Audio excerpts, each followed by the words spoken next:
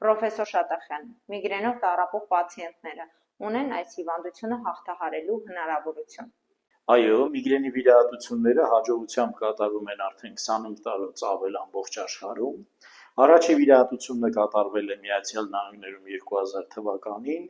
եւ այսուհետ արդեն գրեթե բոլոր ամերիկյան հիվանդանոցներում կատարվում է միգրենի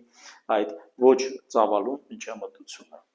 Հիվանդների մեծ մասը կարող են ունենալ զգալի փոփոխություններ վիրահատության շնորհիվ եւ այդ փոփոխությունները պահպանվում են ամբողջ կյանքի ընթացքում։ Վիրահատությունը կատարվում է փոքր կոսմետիկ կտրվածքների միջոցով,